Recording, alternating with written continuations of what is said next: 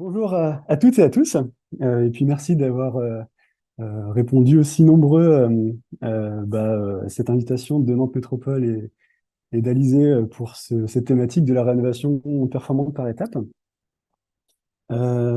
Juste pour introduire un petit peu aussi le fait que, avant de commencer de rentrer dans le sujet, euh, vous verrez en bas de Zoom, de votre écran de Zoom, il y a un petit onglet questions et réponses, Q et R. N'hésitez pas à mettre vos questions dedans et j'essaierai d'y répondre au fur et à mesure. Ou s'il y a des questions récurrentes, je les porterai plutôt à l'oral pour que éventuellement Jacques puisse y apporter une réponse. Donc voilà, donc déjà on va commencer par se présenter effectivement. Donc nous sommes deux à représenter Dorémy aujourd'hui pour vous présenter ce webinaire sur la rénovation performante par étapes. Jacques Gauthier, qui est donc notre référent technique à l'agence Dorémy Grand Ouest. Et également, il tient également le rôle de formateur accompagnateur expert des groupements d'artisans du réseau Dorémy. Et en cela, il est donc un acteur qui vient en support technique, commercial et de coordination sur les chantiers de rénovation complète et performante que nous accompagnons. Et donc moi-même, Thibaut Rebuffet, chargé d'affaires en rénovation complète et performante chez Dorémy. Et mon rôle est plutôt sur l'accompagnement tant des ménages que des artisans. Accompagnement des ménages pour les accompagner sur des projets de rénovation complète et performante et d'arriver au niveau BBC rénovation. Et puis pour les artisans, de les mobiliser, de les motiver finalement à rejoindre notre réseau et à leur présenter finalement tous les services que nous leur proposons lorsqu'ils nous rejoignent. Voilà. Donc voilà un peu le déroulé de la présentation d'aujourd'hui. On va passer en revue effectivement très rapidement qui nous sommes chez Dorémy pour que vous vous identifiez correctement. Et puis ensuite, on rentrera dans le dur du sujet. Et donc, je donnerai la parole à Jacques, qui est notre expert aujourd'hui pour parler du sujet de la rénovation performante par étapes.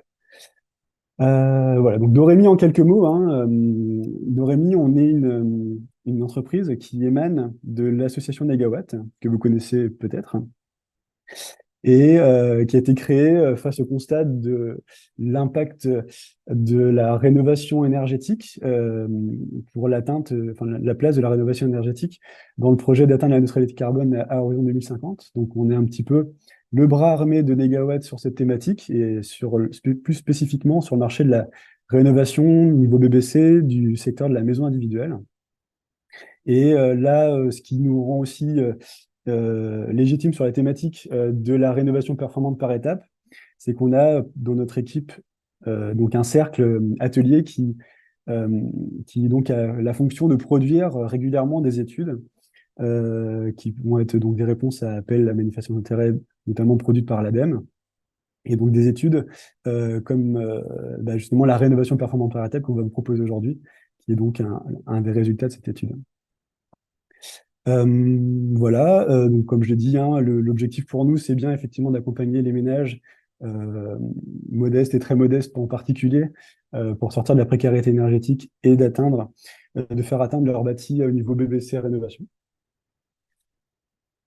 Et ensuite, en quelques mots, hein, sur le Grand Ouest, on n'existe que seulement depuis 2021, et pour autant, on a déjà tissé des partenariats avec une dizaine de collectivités partenaires. Et puis on a déjà réussi donc à créer 13 groupements d'artisans qui sont actifs, principalement sur les Vilaines, mais on en a aussi quelques-uns sur la Loire-Atlantique et le Morbihan et la Mayenne. Et ce sont aussi 14 chantiers, dont 5 terminés, et pas mal d'autres qui sont en cours d'étude, voire de réalisation. Donc, écoutez, euh, je vais laisser la parole à Jacques, qui va vous présenter ce que nous entendons par rénovation performante par étape. Merci Thibaut. Donc bonjour à tous. Effectivement, on va rentrer un petit peu dans le vif du sujet et définir un petit peu c'est quoi la rénovation performante par étape et vous expliquer aussi un petit peu de quelle manière on le conçoit et on l'expérimente chez Dorémy.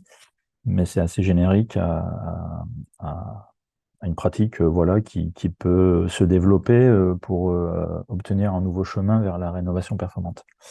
Donc c'est quoi la rénovation performante par étape? Donc en fait, c'est issu d'un travail qui a été initié par l'ADEME, avec un rapport qui a été réalisé en 2021, et qui a été rédigé donc, par Dorémy et le bureau d'études Enertech. Donc, ils ont tous les deux travaillé pour produire ce rapport qui permet un petit peu de, voilà, de regarder dans le détail comment on peut s'y prendre pour faire de la rénovation performante en plusieurs étapes, que ce soit une, deux, trois ou quatre étapes.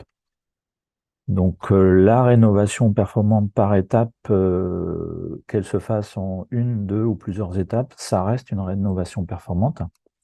Et donc, la définition voilà, que l'on a chez Dorémy, et de manière plus globale, c'est une rénovation qui permet effectivement d'atteindre un niveau énergétique très intéressant de type BBC ou moins. Et bien sûr, on a toujours les trois indicateurs assez importants, qui est une qualité de l'air intérieur, ensuite un bâtiment confortable en été comme en hiver, et effectivement, en rénovation énergétique, on ne génère pas de pathologie quand on réalise des travaux. Donc c'est vraiment l'ensemble qui définit une rénovation performante, qu'elle se fasse en une ou plusieurs étapes, ça reste une définition assez générale.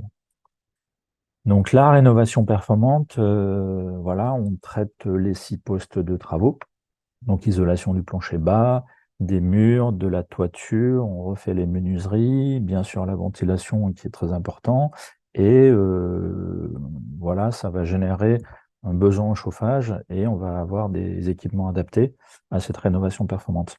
Donc il y a 3 points d'expertise qu'on rencontre souvent sur des rénovations performantes, qui sont la gestion des ponts thermiques à bien traiter, la partie étanchéité à l'air, et la migration de vapeur d'eau pour justement éviter des pathologies.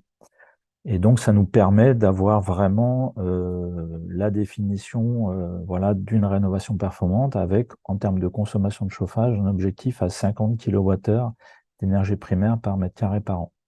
Donc, le niveau BBC, il est établi à 80 à peu près kWh d'énergie primaire par mètre carré par an, et la part de chauffage, c'est à peu près grossièrement 50, et pour l'eau chaude sanitaire 30. Donc nous, on se concentre souvent sur la partie chauffage. Donc la définition de la rénovation performante par étape, ça reste une rénovation performante à objectif 2050. Donc vraiment pour participer à la rénovation du parc bâti en France. On vise à terme la rénovation complète et performante. Voilà, on ne va pas la réaliser en une seule étape, mais on la fait en 2, voire 3 étapes. Mais l'objectif, c'est bien d'atteindre cette rénovation performante à terme. Et le point important qui est peut-être nouveau, mais en tout cas essentiel et indispensable, c'est de l'avoir, cette vision globale, dès la première tranche de travaux. Et donc, c'est vraiment de limiter les pathologies, d'embarquer d'office la ventilation dès la première tranche de travaux et de définir la trajectoire cohérente des travaux réalisés au fur et à mesure des étapes. Et donc, voilà, il faut prévoir dès la première tranche de travaux la manière d'anticiper la seconde étape et de remédier et d'anticiper ces travaux-là. Parce que souvent, si on n'a pas de vision globale, ben on va réaliser des travaux un après les autres, et souvent c'est contre-productif, voire on refait, on déconstruit pour reconstruire en deuxième ou troisième étape. Donc on va voir ça un petit peu plus en détail. Donc voilà, le nombre d'étapes dans un cas pas simple, mais techniquement faisable, on est plutôt 2 étapes. 3 étapes, ça devient un peu plus compliqué. Au-delà de 3 étapes, franchement, c'est plutôt compliqué, parce que c'est très difficile d'anticiper. Euh, Au-delà de 2 voire 3 étapes, ça devient très compliqué. On a toujours cette vision globale des 6 postes de travaux, avec la gestion des interfaces et des interactions entre lots. Et forcément, on garde toujours en tête la partie performance, c'est-à-dire qualité de l'air intérieur, préservation du bâti au niveau des pathologies, confort et voilà, niveau de consommation énergétique à atteindre. Donc nous, dans notre façon d'accompagner les projets de rénovation performante, qu'elles se fassent en une ou plusieurs étapes, ça reste toujours la même approche et qui reste compatible. Voilà, nous, on a développé un référentiel Dorémy qui nous permet d'atteindre ce niveau énergétique final. On a effectivement des équipes d'artisans qui sont formés à cette partie un petit peu performance, euh, voilà, d'atteinte de cet objectif, parce qu'on accompagne en fait tous les groupements d'artisans avec un formateur accompagnateur expert qui réalise un suivi qualité, un accompagnement des professionnels. Et donc, le but du jeu, c'est d'aboutir à une rénovation performante, qu'elle se fasse en une étape ou en deux, voire trois étapes. Alors, les conditions de réussite pour une rénovation performante par étape.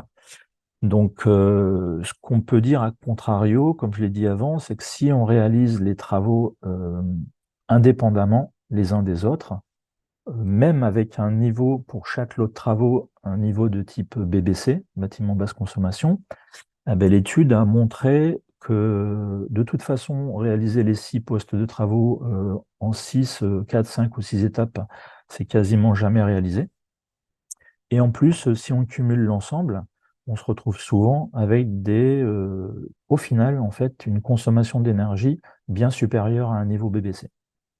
Donc ça, c'est intéressant d'avoir ça à l'esprit. Et donc, ça nécessite cette vision globale et d'anticipation à toutes les étapes.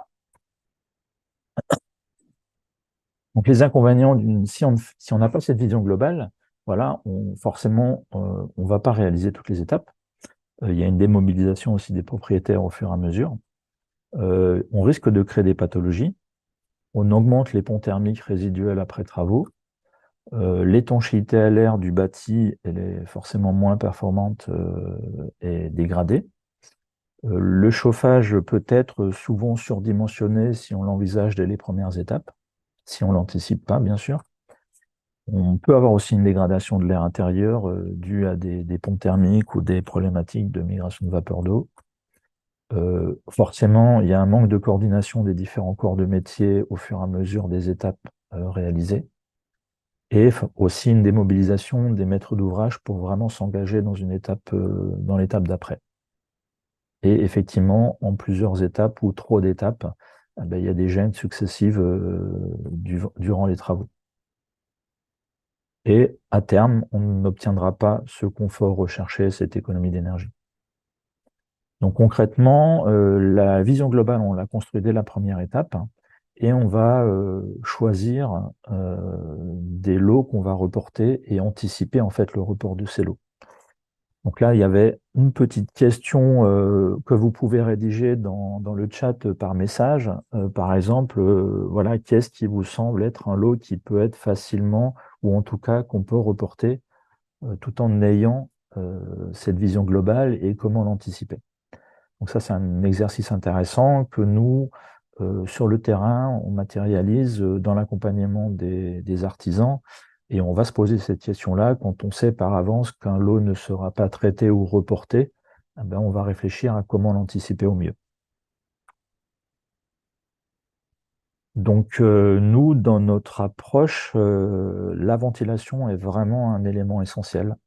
Et nous, on l'embarque dès la première étape.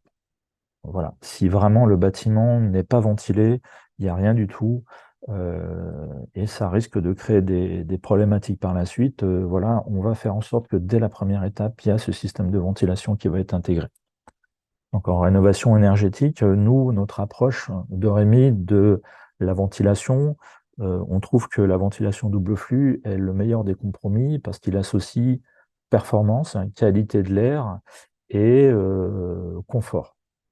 Donc ça, c'est vraiment quelque chose qu'on pousse pas mal du côté de Dorémy, surtout quand on va vers des bâtiments voilà, très performants.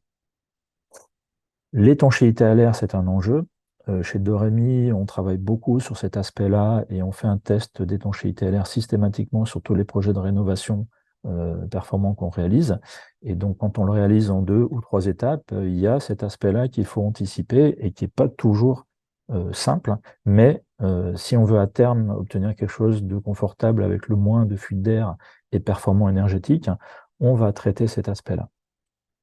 Et il y a effectivement aussi la migration de vapeur d'eau, donc tout ce qui est pathologie de manière générale, on va également regarder d'un peu plus près et au fur et à mesure des étapes. Donc la partie essentielle du travail, c'est la gestion des interfaces et des interactions. Donc on a techniquement décrit un petit peu ce qu'on entend par interface et interaction. Donc interface, c'est vraiment l'interface physique entre l'eau énergétique, et l'interaction, c'est l'impact d'un lot sur un autre. Typiquement, bah, voilà, vous isolez votre bâtiment. Au départ, vous avez une chaudière de 10 kilowatts ou de 20 kilowatts. Ah ben, quand vous allez commencer à isoler votre bâtiment, ben, la puissance de chauffage elle est largement réduite. Et donc, ça a vraiment un impact sur le lot chauffage, sans qu'il y ait forcément d'interface physique toujours très importante. Ça, c'est important d'avoir ça en conscience dès la première étape et de justement pouvoir travailler sur les ponts thermiques, l'étanchéité à l'air et les pathologies dans le bâtiment. Donc ça, c'est un mini-focus à l'intérieur de ce focus de la rénovation performante. C'est qu'est-ce qui se passe quand on n'a pas cette vision globale et qu'on réalise des choses sans prendre en compte ce qui s'est passé avant. Donc là, on va prendre un cas peut-être extrême, mais qu'on retrouve quand même encore aujourd'hui sur des projets de rénovation. Quand on fait une isolation thermique par l'extérieur, le retour des tableaux isolés n'est pas toujours réalisé. Et on va regarder ce qui se passe. Voilà, si des menuiseries sont déjà posées il y a quelques années, plus ou moins performantes, et qu'on veut réaliser une ITE. Donc on a pris l'exemple de 3 ponts thermiques typiques qu'on peut retrouver sur une pose de menuiserie. Donc le premier et le moins performant, c'est on a une menuiserie en pose intérieure avec une ITE qu'on réalise sans retour d'isolant. Le deuxième, on a toujours cette pose de menuiserie à l'intérieur et on va faire quand même un retour d'isolation. Et la troisième cas, qui est un petit peu le cas idéal, mais qui nécessite potentiellement, idéalement, de faire les 2 lots en même temps, c'est d'avoir une pose de menuiserie en tunnel au nu extérieur avec l'ITE qui recouvre le dormant de la menuiserie.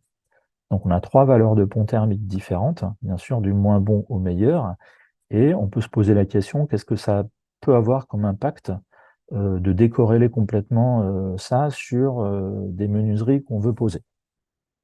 Donc on a intégré dans le calcul du UW de la menuiserie le pont thermique associé. Donc ça permet de se dire, on achète des menuiseries voilà, d'une certaine valeur. On investit souvent 15, 20, 25 000 euros dans la rénovation énergétique sur le lot menuiserie. Et on achète des menuiseries, on croit que voilà, les performances sont bonnes, on a un bon UW, et la manière d'intégrer en fait cette menuiserie dans un mur a des impacts qui ne sont pas anodins. Et donc on voit ici que quand on l'intègre tout en bas sur la partie basse correctement ces menuiseries, avec un pont thermique vraiment réduit, eh ben, l'impact sur le UW, il est certes présent, on passe d'un UW par exemple de 1,4 à 1,54, mais ça reste tout de même assez proche de la performance achetée des menuiseries. Dans le deuxième cas, quand on a un retour sur le dormant, un retour isolé, voilà, on a encore une petite dégradation forcément supérieure, mais qui reste acceptable. Par contre, dans le premier cas, quand on décorrèle complètement et qu'on fait une ITE sans retour de tableau, là, on va se retrouver avec une menuiserie voilà, performante, achetée, mais par contre, dès qu'elle est mise en œuvre, eh ben, on perd complètement la performance de la menuiserie et c'est comme si on n'avait rien fait. C'est comme si on avait une menuiserie typiquement avec un simple vitrage. Et donc là, l'amélioration sur le poste menuiserie, il est vraiment pas présent. Donc ça, c'est juste pour illustrer l'impact des interfaces et de la manière d'appréhender globalement la rénovation énergétique si on décorrèle complètement les choses. Voilà, c'était juste une petite parenthèse. Donc là, on va rentrer un petit peu dans des cas un peu pratico-pratiques sur comment est-ce que ça se passe vraiment sur un chantier potentiellement. Donc on a illustré ça par 3 cas pratiques.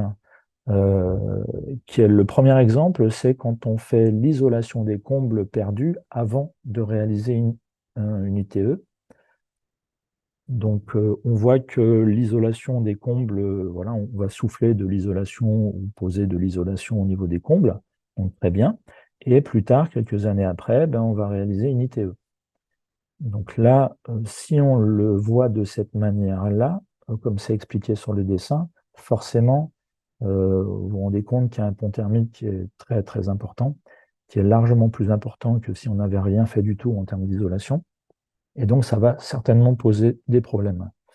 Et donc, c'est ce qu'on voit ici, c'est qu'on va, ce pont thermique-là, qui est vraiment important, va potentiellement générer de la condensation à l'interface, côté intérieur, et avec une mauvaise qualité de l'air au final. Donc c'est quelque chose de contre-productif. mais qui, du coup, n'est pas du tout anticipé. Et donc, une des manières d'anticiper cette partie-là, c'est de, soit en étape 1, dès le départ, on sait qu'il va y avoir une ITE par la suite, hein. Et donc, au lieu de faire une pose classique d'une isolation de comble, eh ben, on va travailler pour recouvrir la tête de mur et l'espace derrière par un isolant, avec un déflecteur qu'on va mettre sous chevron pour conserver la ventilation de la sous-face de la couverture et de compléter vraiment l'isolation derrière. Et donc comme ça, l'ITE, par la suite, va être vraiment homogène en continuité avec une réduction du pont thermique. Donc ça, c'est justement typiquement cette vision, cette approche qu'on va se poser comme question dès la première étape de travaux. Quelle est la deuxième étape de travaux, s'il y en a une de prévue, voilà, et comment est-ce qu'on peut faire en première étape de travaux pour corriger ça et au final avoir la performance. Et c'est cette modification de cette vision, de cette approche de la rénovation performante qui est importante. Et si on ne l'a pas, eh ben on va créer forcément des problématiques. Donc aujourd'hui, comme c'est écrit en vert, qui s'en occupe, qui s'en préoccupe en tout cas, quelle entreprise va s'en occuper, quel est le surcoût, parce que forcément il y a un surcoût quand même, il ne faut pas le négliger et puis il ne faut pas se leurrer. Mais voilà, il y a un changement de pratique quand même, il y a un changement d'approche quand on veut faire une rénovation performante par étape. Et donc nous, c'est ce qu'on expérimente avec les groupements d'artisans quand on les accompagne sur le terrain, quand on a des projets de ce type-là, eh ben, c'est qu'est-ce qu'on peut faire en première étape pour anticiper les travaux. Et si on le réalise en deuxième étape, eh ben, à ce moment-là, ben, on informe le maître d'ouvrage sur ce qu'il faudra faire en deuxième étape pour avoir une continuité et de la performance à terme. Donc ça, c'est un cas expliqué pratico-pratique, mais voilà, écrit tout en bas, il y a des cas qui peuvent être difficiles à réaliser en plusieurs étapes. Et donc des fois, c'est pas toujours possible d'anticiper correctement les choses ou d'y réfléchir. Et donc des fois, il faut arriver à faire les travaux en une seule étape au départ. Euh, voilà, c'est ce qui est expliqué un petit peu en dessous. Donc, la deuxième cas qu'on peut regarder, c'est quand on remplace les menuiseries avant de faire une ITE. Donc ça, c'est des choses qui arrivent quand même assez souvent, ou en tout cas que vous constatez sur des chantiers, nous on constate, hein, c'est que quand on arrive sur un projet, ben, les gens ont changé toutes leurs menuiseries il y a 4 ans, il y a 5 ans. Elles marchent, elles sont en bon état, c'est pas déconnant en termes de performance. Eh ben, comment est-ce qu'on peut faire dans ce cas-là? Donc ça, voilà, c'est une problématique qu'on rencontre et voilà. Donc quand on rajoute une ITE, classiquement, on a cette disposition-là, on va se retrouver avec potentiellement un retour sur les dormants, mais vous voyez bien que les clisses du volet roulant ou le volet roulant coulisse, ben là, on ne peut rien faire. Et on a un pont thermique qui n'est pas non plus anodin, toujours présent, malgré un retour d'isolation.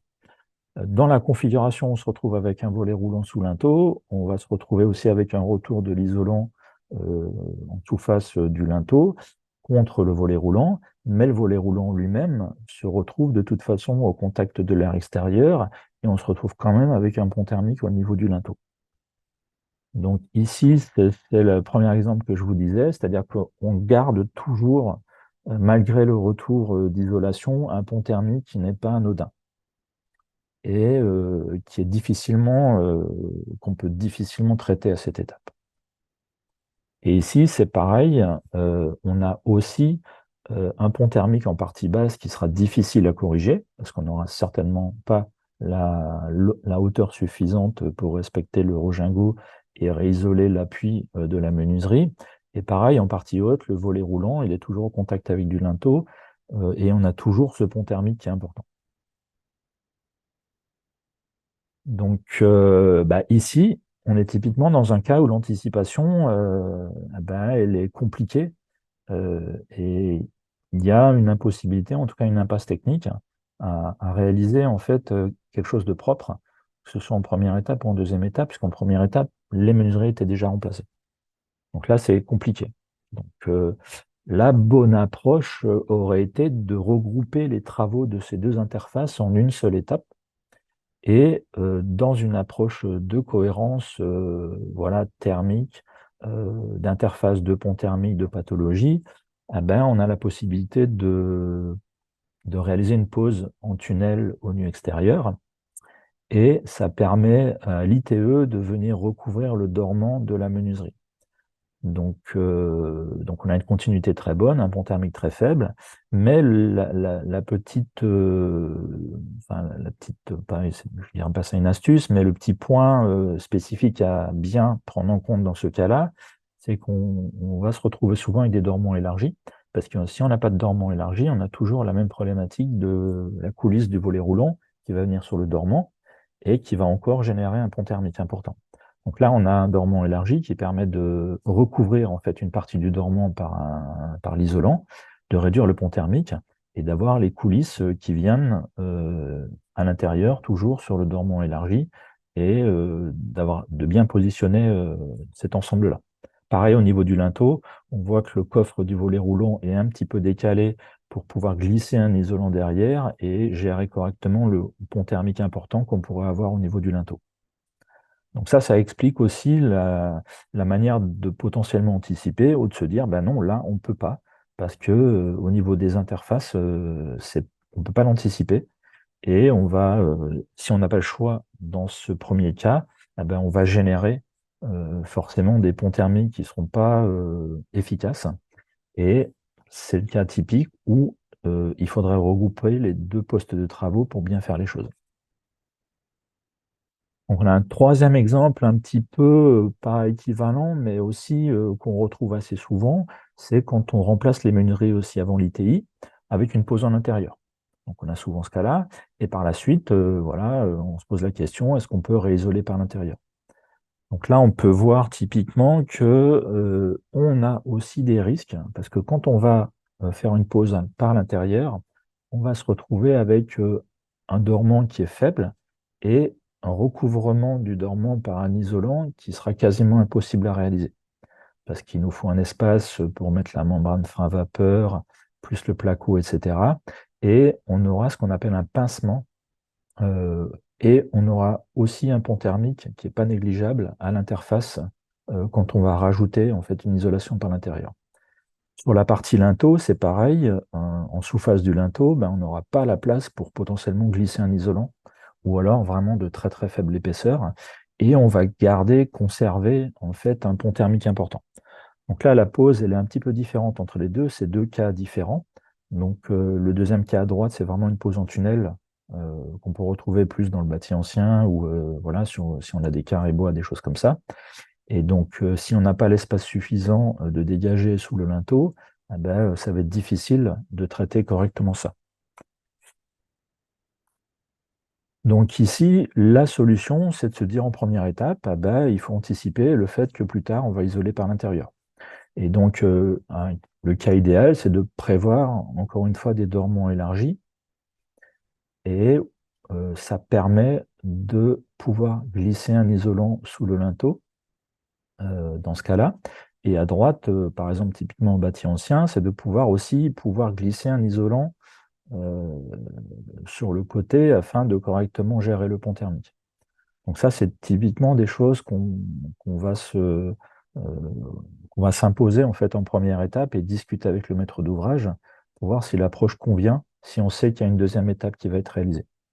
Ça, c'est important d'avoir ça en tête et d'en discuter avec le maître d'ouvrage et les artisans.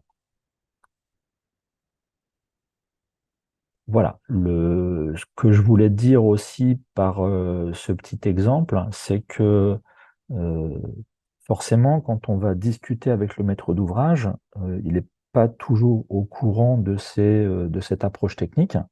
Et il faut aussi que le maître d'ouvrage accepte et est sûr, ou en tout cas à programmer déjà les travaux qu'il va réaliser en deuxième étape. Parce que si le maître d'ouvrage n'a aucune idée de ce qu'il veut réaliser à la deuxième ou troisième étape, c'est difficile d'anticiper les choses. Donc dès la première étape, on va accompagner le maître d'ouvrage pour justement le projeter potentiellement vers d'autres travaux par la suite pour garder une cohérence globale et une vision globale à terme de la performance. Même si le maître d'ouvrage n'a pas forcément une idée précise, mais nous, techniquement parlant, si on sait qu'il n'a pas forcément, par exemple, le budget pour réaliser tous les travaux en première étape, on va le projeter en lui disant, OK, c'est pas un souci, peut-être que dans 4-5 ans, ce sera intéressant de faire tel ou tel type de travaux pour améliorer la performance, réduire encore les consommations d'énergie, et pour éviter les pathologies, des choses contre-productives, où il faudra démolir, investir encore plus pour corriger ce qui n'aurait pas été anticipé en première étape, ben, c'est bien de l'accompagner et de lui proposer une solution et de le projeter dans les quelques années à venir. Donc c'est cette approche-là qui est intéressante et qu'il faut communiquer avec le maître d'ouvrage. Et donc pour ça, en fait, on a créé nous aussi des outils chez Doremi qui accompagnent en fait le rapport de l'ADEME qu'on a réalisé. On a des outils donc grand public et des outils un peu plus pour les professionnels. Donc les outils grand public, donc ces deux types d'outils sont disponibles sur notre site internet Doremi, sont téléchargeables. Et l'outil grand public, qui est aussi présent dans le rapport de l'ADEME, c'est vraiment, ce sont des fiches qui expliquent les problématiques d'interface, d'impasse, et la manière dont on peut corriger les choses en première étape ou en deuxième étape. Donc ça, c'est intéressant. Ça permet d'avoir des points de vigilance et d'avoir ça à l'esprit et d'échanger avec le maître d'ouvrage sur cette rénovation performante par étape.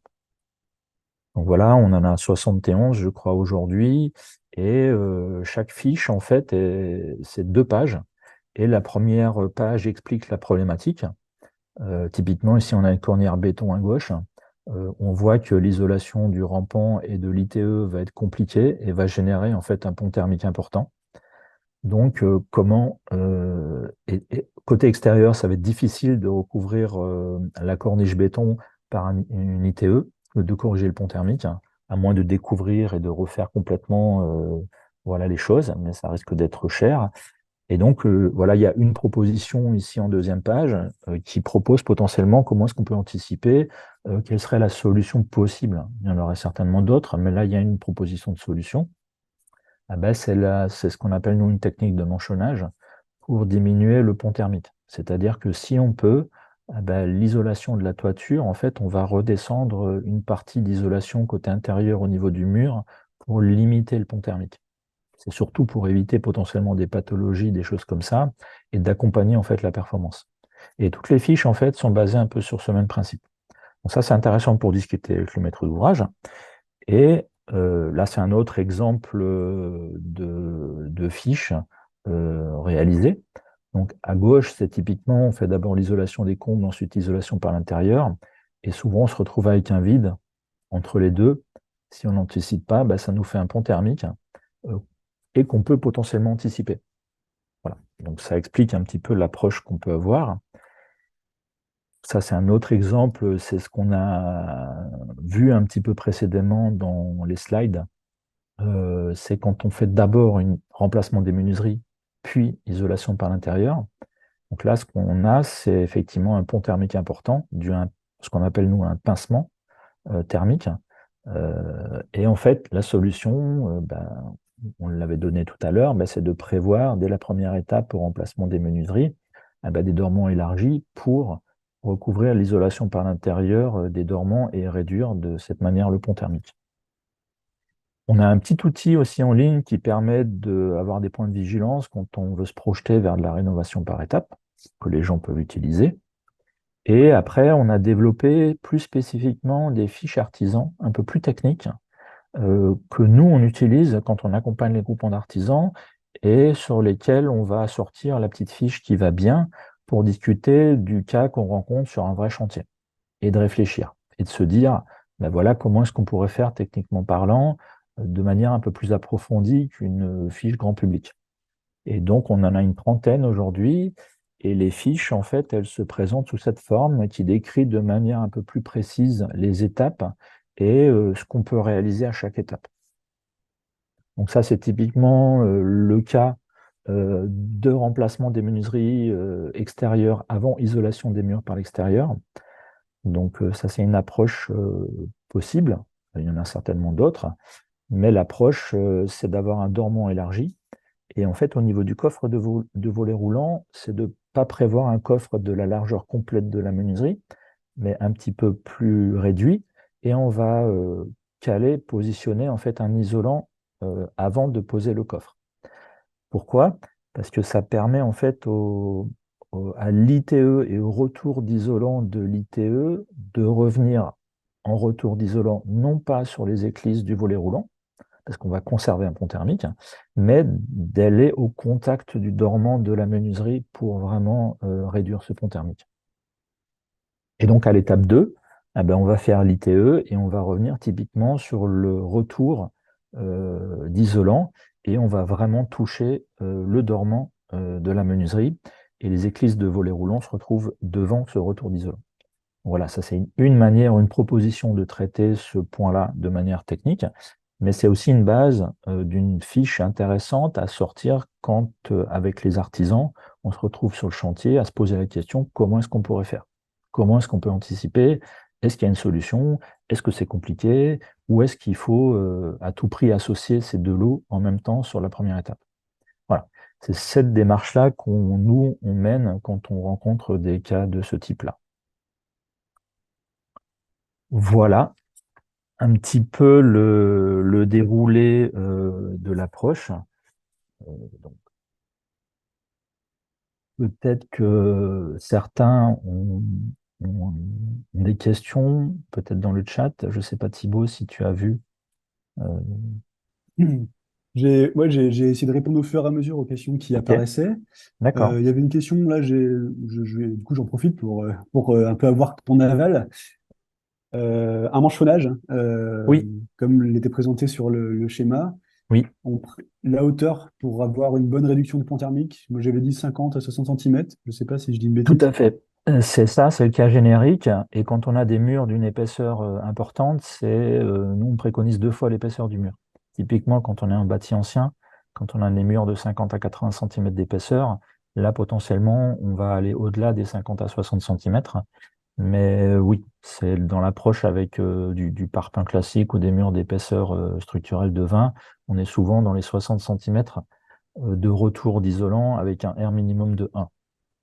Voilà, ça permet de réduire le pont thermique. Et dans les bâtis anciens, quand on a des murs plus épais, ben, on va choisir 2 fois l'épaisseur du mur en retour d'isolant. Je me permets aussi de relayer du coup la question que Brice Lukaku vient de mettre dans le chat. Quels sont vos outils pour les pros, plus Alors, précisément, peut-être? oui, l'outil pour les pros, c'est les fiches techniques qu'on a rédigées pour les professionnels. Et après, c'est nous l'accompagnement. Un des outils, c'est ce qu'on appelle nous un formateur accompagnateur expert. Donc, c'est aussi la personne qui accompagne le groupement d'artisans et qui évoque ce cas-là et qui discute avec les artisans et les accompagne potentiellement pour réfléchir quand on travaille sur un projet où on sait que le cas qui nous arrive très souvent, c'est l'isolation des rampants. Voilà. On sait que c'est un cas un peu compliqué parce que les gens habitent dans le logement, tout est nickel à l'intérieur, les rampants sont clean, peinture faite, cloison faite, etc. Et se pose souvent la question, bah, non, moi j'aimerais pas refaire complètement les rampants, ils ont été faits il y a 7 8 ans, ok, l'isolation elle n'est pas parfaite, l'étanchéité à l'air elle n'est pas présente ni rien, et nous dans notre approche, théoriquement, de la rénovation complète et performante, on veut traiter les rampants. Et donc là, typiquement, on va se projeter plus tard, vers, je sais pas moi, d'ici 5 10 ans, à se dire, ben voilà, les rampants, ils vont être refaits peut-être dans 10 ans, ou dans 7 ans. Et donc là, typiquement, ben, le rôle de l'accompagnateur du groupement, c'est d'échanger, techniquement parlant, sur cet aspect-là. Et donc nous, on a pas mal de retours d'expérience qui commencent à se concrétiser. Et donc, côté d'Orémy, on a des choses à proposer aux artisans pour les accompagner sur cet aspect-là et pour en discuter durant cette phase de première étape des travaux. Et de se dire, ben voilà, dans 10 ans, quand les comptes seront refaits, ben voilà quels travaux pourraient être refaits. Et au niveau étanchéité à l'air, eh ben, on va l'avoir pris en compte dès la première tranche de travaux pour éviter de dégrader l'isolation des rampants qu'on va pouvoir réaliser plus tard et faire une bonne jonction entre les deux. Donc voilà, les outils principaux, c'est vraiment l'accompagnement qu'on propose aux artisans, la réflexion, disons voir, et les petits outils des fiches techniques qu'on a pour justement se projeter sur les solutions possibles. Alors, je ne sais pas, Sylvain, combien de temps encore on a pour les questions. Il y en a encore Ouais. quelques-unes. Bon, il y a des questions. Après, moi, j'interviendrai. Bon, on a encore 2, 3 minutes sur les questions et puis après, je Oui. passerai aux actus. Ok. Ok, Bah, assez rapidement, alors, il y a donc, j'en lis trois. La première, je peux peut-être y répondre assez rapidement. Les fiches sont dispo sur votre site. oui, Euh, Moi, j'ai donc il y a effectivement ça. Et puis, je mets aussi en lien le site de l'ADEME, sur lequel on peut retrouver le donc rapport. le rapport, voilà, de l'étude, qui est donc gratuit et libre d'accès, qui est un document public. La question suivante, je les prends au fil. Les tests d'étanchéité à l'air sont réalisés à quel moment d'une réno par étape performante? Très bonne Une bonne question. question. C'est alors euh, déjà dans une rénovation complète et performante, voilà. Nous on fait toujours un test de perméabilité à l'air intermédiaire, disons voir, c'est-à-dire qu'on veut que tout soit accessible pour justement y remédier et compléter en fait les travaux en cas de souci. Donc on considère que c'est le test le plus important.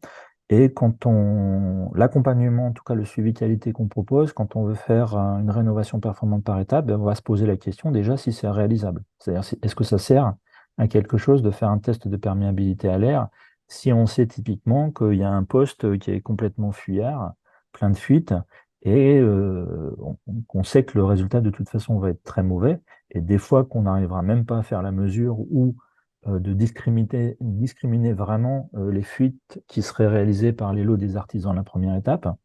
Donc déjà, il y a cette impasse-là. Des fois, on peut se dire, ben non, on ne va pas pouvoir faire de test parce qu'il y a de toute façon un poste qui est trop important en termes de fuite.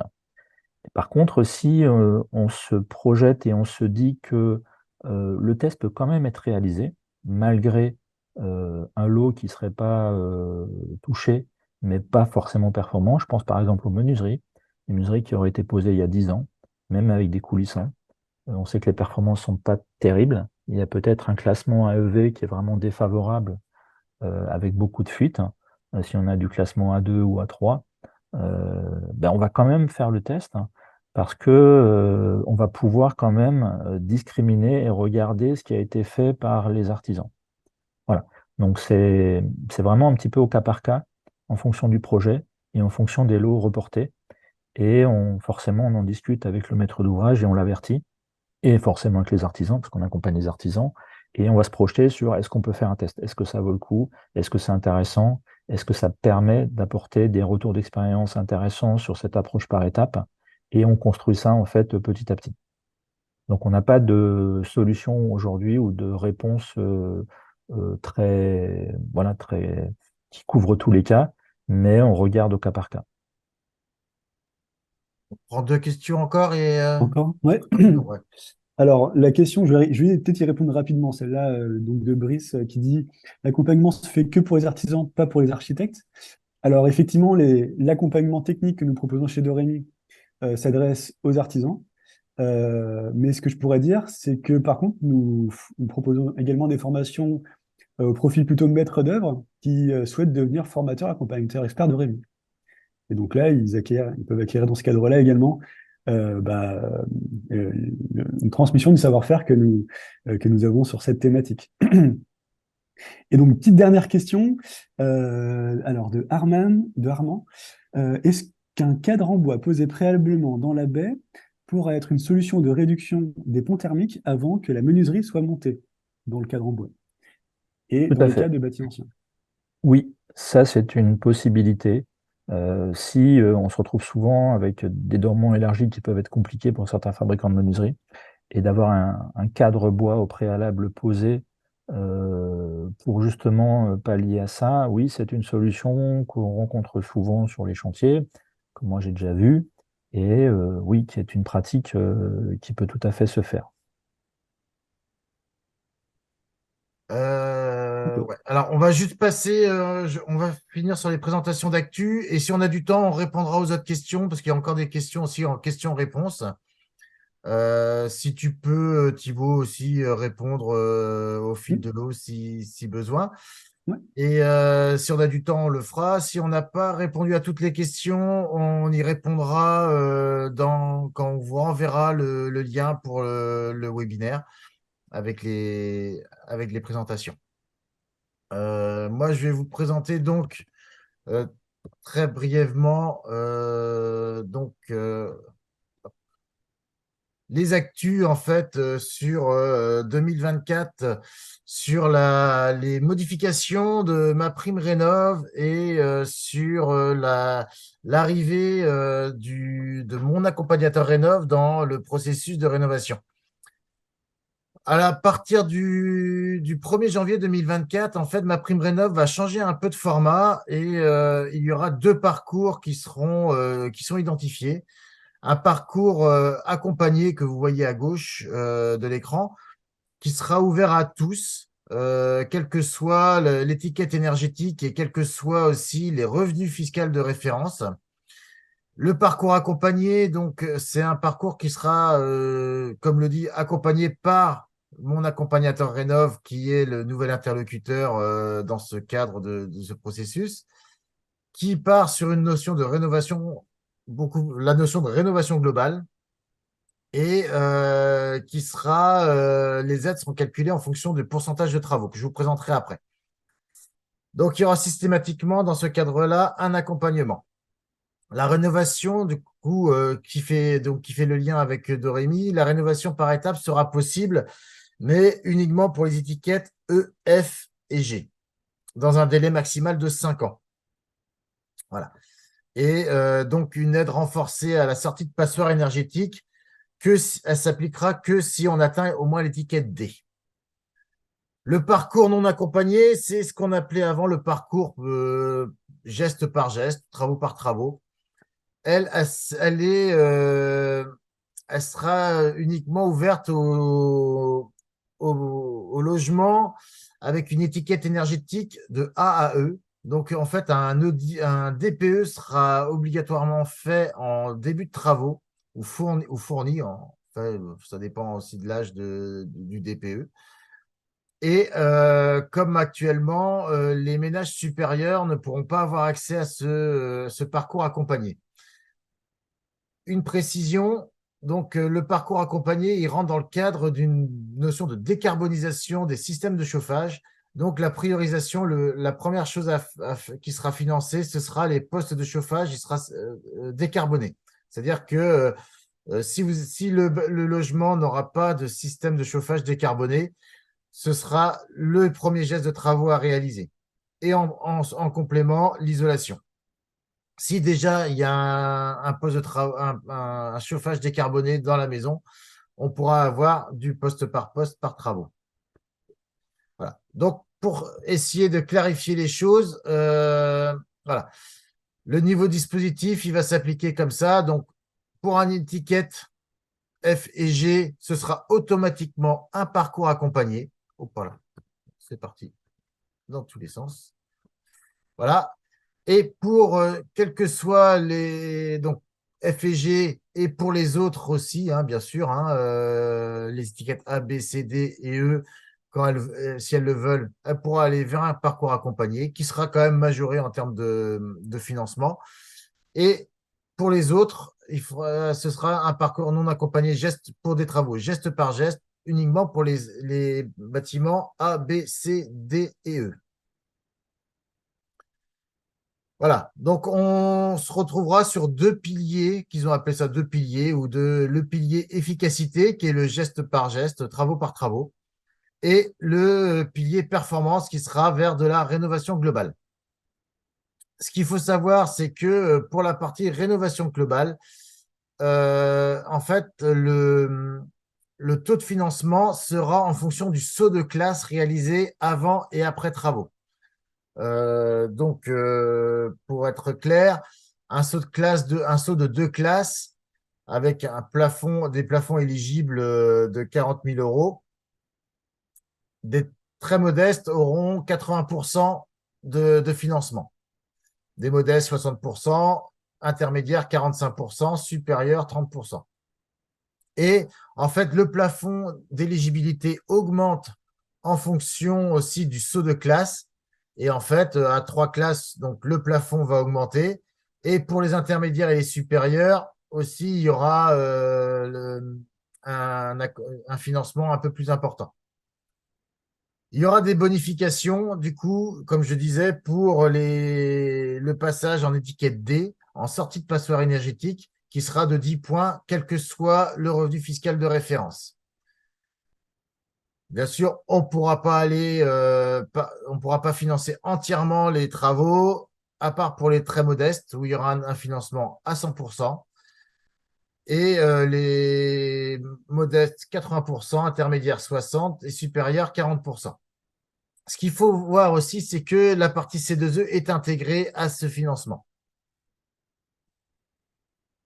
Voilà. Et aussi, alors, une chose aussi sur le pilier performance en termes de technique, c'est que la ventilation sera aussi obligatoire lors de la première étape. Et donc voilà.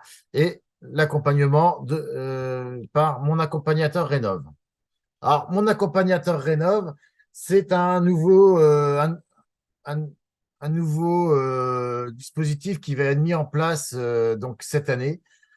Son but, en fait, il est de faire le lien entre les ménages et les artisans dans un souci de neutralité et de tiers de confiance et d'indépendance par rapport aux travaux.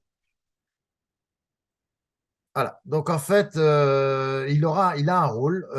Donc, il y a un audit qui sera obligatoire donc, pour la partie rénovation globale, pour les parcours accompagnés.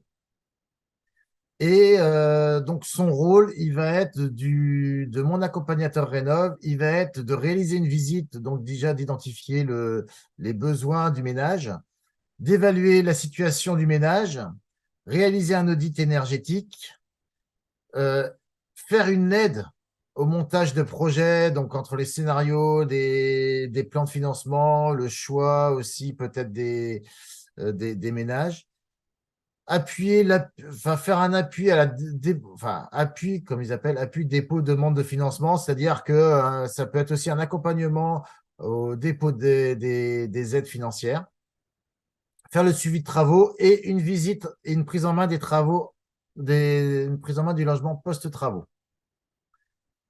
Donc, dans ce parcours donc, de rénovation et de parcours accompagné de rénovation globale, voilà où va se positionner mon accompagnateur Rénov. Donc, en fait, le ménage va créer son compte, son dossier après avoir fait une visite préalable dans les espaces France Rénov. Il sera mis en relation après avec mon accompagnateur Rénov. Donc, s'il décide d'aller vers le pilier efficacité. Hop, pardon, j'ai un souci. Pilier performance, pardon.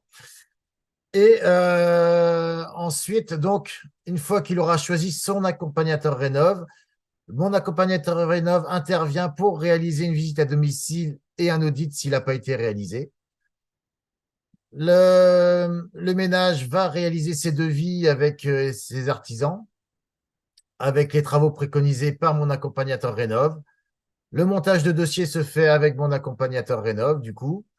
Donc, l'envoi des instructions pour les subventions qui en découlent, la réalisation des travaux et en fait, sur la fin des chantiers, donc il y a une visite post-travaux pour s'assurer de la bonne réalisation des travaux et du montage du dépôt de dossier pour le solde des aides financières. Qui peut être mon accompagnateur Rénov? Alors, en fait, il y a une procédure auprès de l'ANA pour avoir son agrément. Tout le monde ne peut pas l'être. Donc, les architectes ont une procédure simplifiée pour ça, il faut aussi faire sa demande auprès de l'adresse agrément.ana.gouv.fr. Les bureaux d'études et les sociétés de tiers financement auront une demande complète à faire. Donc, c'est une demande où, en fait, elle est beaucoup plus complète. Le dossier est beaucoup plus lourd à mettre en place. Et toujours sur la même plateforme. Les collectivités, eux, ont cette position d'avoir le savoir-être et les compétences Et là, après, c'est suivant le positionnement de chaque collectivité. Tout ça est encore beaucoup en discussion. Et comment ça se finance pour le ménage? En fait, le ménage, il a un plafond de financement de 2000 euros TTC pour financer mon accompagnateur rénov. Sur cette assiette de 2000 euros, les très modestes seront accompagnés à 100%. C'est-à-dire qu'ils auront 100%, ils auront 2000 euros d'aide pour financer mon accompagnateur rénov. 80% pour les ménages modestes, les intermédiaires et les supérieurs, 40 et 20%. Voilà. Donc ce financement-là, il est effectif à partir du 1er janvier 2024.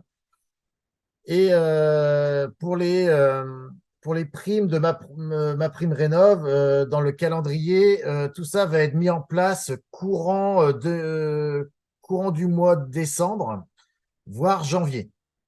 Voilà. Pour l'instant, c'est tout ce qu'on a comme information. On n'a pas exactement les sommes attribuées pour les primes, pour ma prime rénov. Pour l'instant, tout ça, ça reste encore ils sont encore en train de travailler là-dessus et tout n'a pas été divulgué, même aux espaces France Rénov. Voilà. Donc, c'était très rapide, hein. Merci de votre participation. Donc là, je vous donne les contacts France Rénov si vous avez des particuliers qui sont intéressés pour prendre des rendez-vous sur le territoire. Et je vais arrêter le partage. Et s'il y a des questions, on va pouvoir enfin y répondre. Bah, je me permets du coup ouais, de faire remonter hein, les questions qui sont apparues pendant ta présentation. Oui, Du coup, sur la méthode de calcul utilisée sur l'obtention des aides de la région nantaise. Du coup, je pense qu'il y a une question plus mon projet Rénov oui. que bah, les perspectives de ma prime Rénov en 2024. Mm. Bah, les modes de calcul vont pas changer hein, sur mon projet Rénov, hein.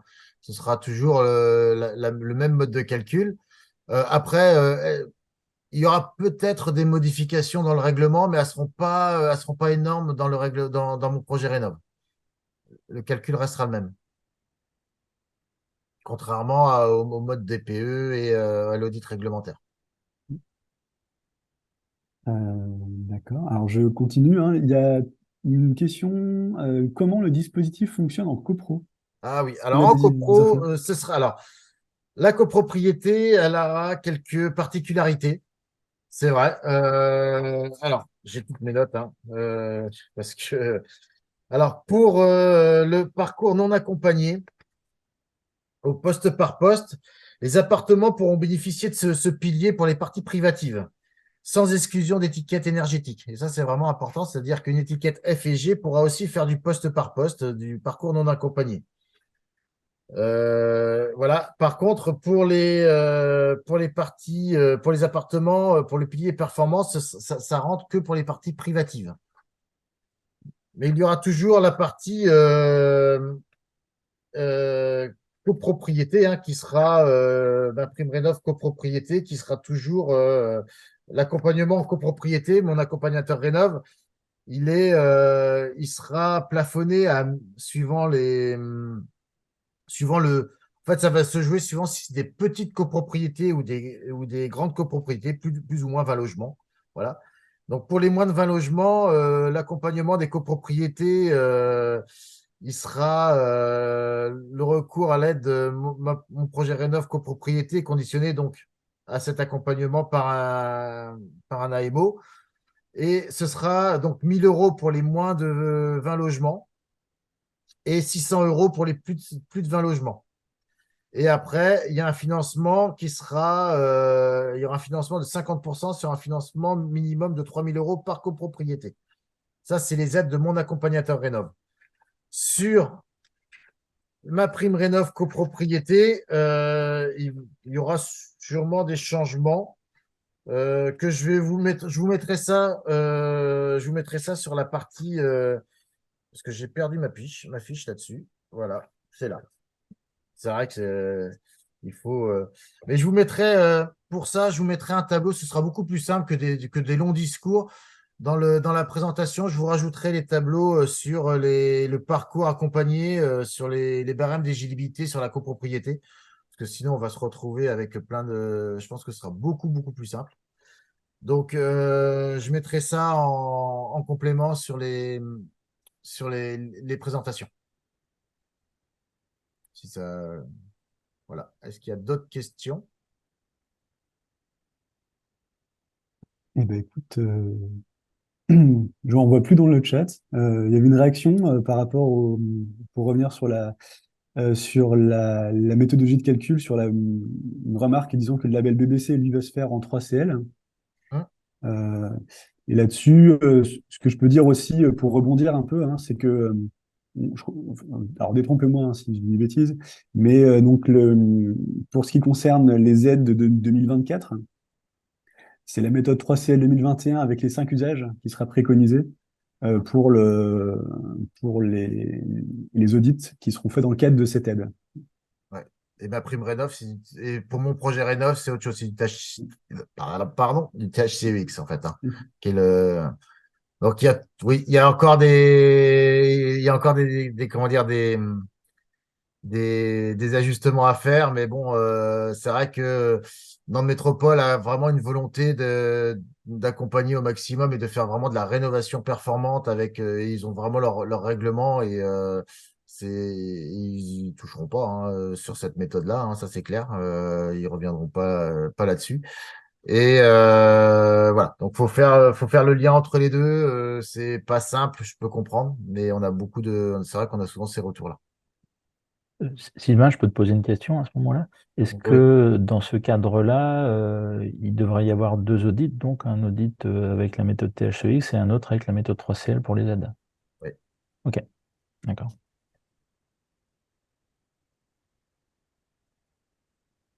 Ok. Bon, ce dispositif va-t-il être valable pour le tertiaire? Je vais juste répondre à cette question. Non. Alors ça, c'est uniquement valable pour les ménages et les particuliers. Pour les tertiaires, il y a d'autres aides qui sont possibles. Bah, je vous invite à prendre contact avec moi parce que je m'occupe aussi du petit tertiaire, donc ça tombe bien. Et donc, je vous invite à prendre contact et je pourrai vous répondre à vos questions parce qu'il y a d'autres dispositifs, il y a suivant le type de travaux, il y a comment dire, des crédits d'impôt, il y a les C2E et puis après, il y a le fonds chaleur, il y a plusieurs systèmes, plusieurs méthodes de financement possibles. Voilà. Donc, s'il n'y a plus de questions, on va mettre fin à l'enregistrement.